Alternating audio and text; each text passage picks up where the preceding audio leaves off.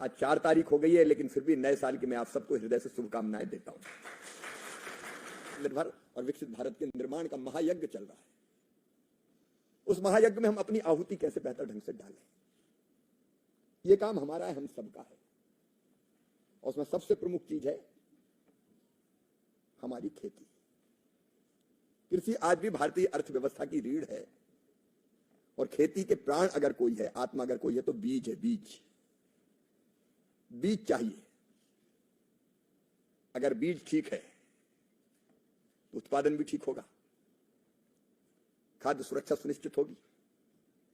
लेकिन अब भारत केवल पेट भरने के लिए बीज नहीं चाहता, हम अन्न चाहते हैं तो उसके साथ पोषण भी चाहते हैं। हमारे 3 लक्ष्य मित्रों, नंबर 1 फूड सिक्योरिटी, खाद्य सुरक्षा सुनिश्चित करनी है। दलहन तिलहन संजीवनी अभी हमारे सामने चुनौती है, और हमने जितनी तेजी से बाकी किस्में तैयार की है उत्पादन के मामले में, अभी दलहन तिलहन पर काम करना और ताकत से काम करना और तेजी से काम करना अभी शेष है। क्योंकि पर हेक्टर प्रोडक्टिविटी अगर हम देखें तो दलहन की भी कम है, तिलहन की भी कम है। सोयाबीन समस्याग्रस्त होता जा रहा है। एक के बाद एक कई चुनौतियां उसके सामने आ रही है। उसका रकबा इस बार घट गया काफी, लोग मक्के की तरफ बढ़ गए। तो हमको एक बैलेंस पर ध्यान देना पड़ेगा। हमको गेहूं चावल चाहिए, मक्का भी चाहिए, लेकिन हमको दलहन तिलहन भी चाहिए। इसलिए आज हम लोग विचार करें, संबंधित सब लोग, दलहन में तिलहन में हम बेहतर उत्पादन कैसे कर पाए। देवेश जी, एक चीज और देखनी पड़ेगी। कृषि विभाग को आयात निर्यात नीति को भी ध्यान में रखना पड़ेगा, क्योंकि किसान वो चीज उगाता है जिसमें उसका फायदा। ये बहुत सामान्य बात है। कोई भी काम करेगा तो उस काम के पीछे एक आर्थिक प्रेरणा रहती है कि मुझे काम में फायदा है। तो हम अगर, एक संतुलन जरूरी है, ये आज का विषय नहीं है, लेकिन सहज ही मेरे दिमाग में आया कि दलहन तिलहन में उत्पादन भी बढ़ाना है और किसान की प्रेरणा भी बनी रहे। हमने दलहन मिशन बनाया है, तिलहन मिशन बनाया है, इसको हमको कामयाब करना है। अच्छे बीज भी चाहिए, अच्छी कृषि पद्धति भी चाहिए। अब हमने तय किया, कई चीजें तय की, हम क्लस्टर बना रहे हैं अलग अलग, हम प्रोसेसिंग की व्यवस्था भी कर रहे हैं। लेकिन अभी जानकारी का अभाव है, किसान के बीच ये ले जाना पड़ेगा, प्रोसेसर्स को ये बताना पड़ेगा कि दलहन वाले क्लस्टर में अगर आप दलहन की प्रोसेसिंग की दाल मिल भी अगर खोलोगे तो आपको सब्सिडी मिलेगी। उसको ढंग से प्रचारित करने की जरूरत है, क्योंकि वहीं अगर प्रोसेस हो जाए तो किसानों को रेट ठीक मिल पाएंगे, कच्चे माल की वैल्यू एडिशन का काम।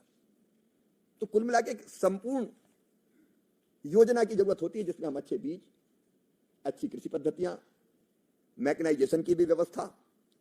अभी एक काम हुआ, विकसित भारत जी राम जी जो नई योजना बनी है, उसमें कन्वर्जेंस करके भी कई चीजें आप कृषि के लिए कर सकते हैं। आप जी राम जी योजना के जो फंड्स हैं, मुझे लगता है हमको योजना बनानी चाहिए। 1,51,282 करोड़ रुपया एक साल में।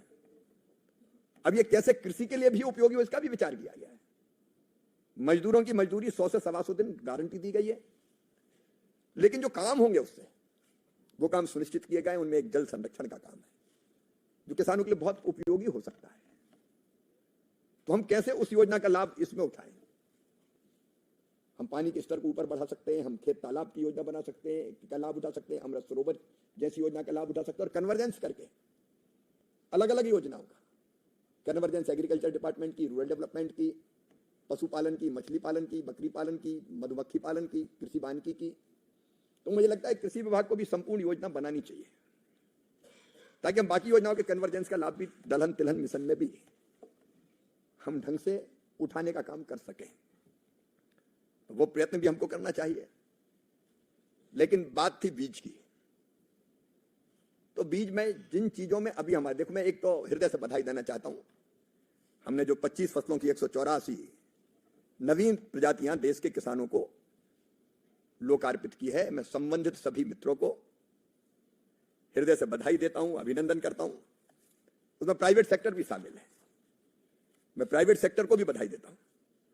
क्योंकि देश का काम हम सबका काम है। हमारे जितने वैज्ञानिक हैं उन मित्रों को बहुत बहुत बधाई। आईसीआर के साथ ही कृषि विश्वविद्यालय, निजी क्षेत्र, इन सब का मैं अभिनंदन करता हूं। निजी क्षेत्र के संदर्भ में केवल इतना ही मुझे कहना है कि अधिकतम लाभ कमाना हर एक कंपनी के सोच में होता है, लेकिन बीज के सेक्टर से चूंकि किसान जुड़ा है उसकी सीमा है, इसे इसमें लाभ अधिकतम नहीं हो सकता। नमस्कार किसान भाइयों, केंद्रीय कृषि मंत्री माननीय शिवराज सिंह चौहान जी ने नए साल से लेकर अब तक बड़ी घोषणाएं की हैं किसानों के लिए। लगभग 10 बड़ी घोषणाएं की हैं।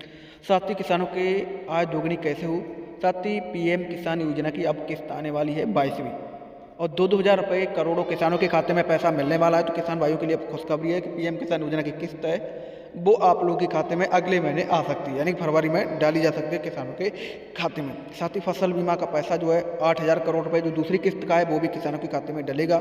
साथ ही लखपति दीदी योजना के अंतर्गत बहनों को 10,000 रुपये महीने, यानी कि लखपति बहनों को 10,000 रुपये महीने आमदनी करवानी होगी सरकार को। ये उन्होंने बताया कि हमें 3 करोड़ लखपति दीदी बनानी है। साथ ही लाडली बहनों को भी अब बड़ा तोहफा मिलेगा, क्योंकि मध्य प्रदेश के मुख्यमंत्री डॉक्टर मोहन यादव जी के नेतृत्व में सरकार चल रही है। और अभी आप लोग को बता दें कि किसानों, गरीबों, युवाओं को बड़ी सौगात मिलेंगी। आवास योजना के अंतर्गत पीएम आवास योजना की किस्त भी डलने वाली है। अलग अलग किस्में जल्दी किसानों तक कैसे पहुंचे। कई बार हम लोकार्पित करके फिर अगले चरण में उतनी तेजी नहीं दिखाते। अब जैसे लोकार्पित होता है, मीडिया के माध्यम से खबर जाएगी, किसान हमसे कहने लगते हैं भैया वो बीज कब आएंगे। अब उसको किसान तक पहुंचाने में समय कैसे कम से कम लगे। अब हमने 3 साल टारगेट किया है देवेंद्र जी कि आज अगर लोकार्पित किया तो 3 साल में किसान के पास तक पहुंच जाए। अगर ज्यादा देर लगती तो तब तक और बहुत सी नई वैरायटी आ जाती। तो ये वैरायटी कई बार अप्रासंगिक हो जाती है, क्योंकि हम जो वैरायटी जिन पर काम कर रहे हैं क्लाइमेट रेजिलेंट की बात है। और अभी जैसा जाट साहब बता रहे थे, केवल जलवायु अनुकूल नहीं, जैविक अजैविक तनाव झेलने वाली भी वो, एसिड सॉइल में, सेलाइन सॉइल में हमको किस तरह की किस्मों की जरूरत है उसको ध्यान में रख के काम किया जा रहा है। फिर नेचुरल फार्मिंग, ऑर्गेनिक फार्मिंग, उसके लिए उपयुक्त बीज। तो हम कई तरह की चीजों को ध्यान में रखते हो। हम केवल आज के लिए काम नहीं कर रहे हैं, हम कल के लिए भी काम कर रहे हैं, भविष्य के लिए भी काम कर रहे हैं।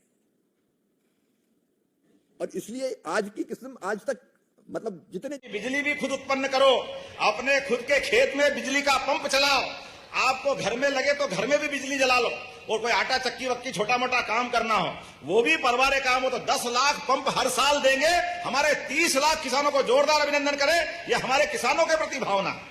बोलने के लिए तो बहुत देर तक बोल सकता हूं। हमने सबने ऐसे कई मामलों में आगे बढ़ रहे हैं, लेकिन आज यहां जब मैं लोकार्पण भूमि पूजन की बात कर रहा हूं तो 78 करोड़ की लागत से 78 करोड़ 61 लाख के 39 अलग अलग कामों के लिए हमारे यहाँ पे भूमि पूजन लोकार्पण हो रहा है, जिसमें अकेले इसी स्थान पर 35 करोड़ 40 लाख का ये शांतिपनी विद्यालय, जोरदार अभिनंदन करो, इसका लोकार्पण हम कर रहे हैं। बच्चों के लिए, बच्चों के परिवार के लिए ये शिक्षा का पावन मंदिर भविष्य की नई इबारत लिखेगा। इसी अवसर पर कृषि उपज मंडी फिर किसानों के लिए लगभग 11.5 करोड़ की लागत से नवीन कृषि उपज मंडी प्रांगण का लोकार्पण कर रहे हैं, जिसमें कृषकों के लिए विश्राम भवन, भोजनालय, शुद्ध पेयजल के लिए पानी की टंकी, प्याऊ। जोरदार अभिनंदन करें हमारी कृषि मंडी के लिए। 48 लाख से, वैसे तो बोलने के लिए बहुत लंबा आंकड़ा है, मैं संयुक्त छोटे छोटे में बोल देता हूं। संयुक्त कार्यालय तहसील का, इसको लगभग 9 करोड़ 10 लाख की लागत से, आप ताली बजाते जाओ, मैं बताते जाता हूं। जनपद पंचायत भवन 5 करोड़ 25 लाख की लागत से, जोरदार अभिनंदन करें। 6 करोड़ 91 लाख की लागत से, ये अलग अलग बहुत सारे काम, सब मिलाकर के इतने सारे काम के आधार पे जब मैं बात कर रहा हूं तो डॉक्टर साहब ने फिर भी याद दिलाया, और बाकी है, और बाकी है। डॉक्टर साहब आप जो कहोगे वो सब करने के लिए तैयार है, आप बोलते तो जाओ। आपके ही कहने पर नागदा खाचरोद जावरा तक, उज्जैन से जावरा का 4 लेन 5,000 करोड़ का, जोरदार अभिनंदन करें। ये अपनी सौगात मिलने जा रही है। इस रोड से कई बार एक्सीडेंट होते थे, बड़े बड़े हेवी ट्रैफिक निकलता, ऐसे में गुजरात, राजस्थान, मध्य प्रदेश से जो जाते आते हैं उनको जोड़ने के लिए हमने ये 5,000 करोड़ की राशि का नया रोड निकाल रहे हैं। तो पास में होगा, थोड़ा नीचा कर देंगे, उनको आने जाने का लाभ भी देंगे। ये हमारी सरकार की प्रतिबद्धता है, किसानों को कोई तकलीफ नहीं आने देंगे। जो हो सकता है वो जरूर करेंगे। सतीश जी, डॉक्टर तेज बहादुर जी, उधर डॉक्टर राजेंद्र पांडे जी, 3 तो विधायक है, और सांसद जी यहाँ बैठे, और सुधीर गुप्ता जी मंदसौर में है। सर आज की स्थिति में जब चारों उंगली घी में और सिर कढ़ाई में, क्या आनंद है। जोरदार अभिनंदन करो इन सबके लिए। कितने प्रकार के काम आप कराओगे, लेकिन कोई बात नहीं। अब तो यहां उज्जैन, इंदौर, रतलाम, शाजापुर, देवास,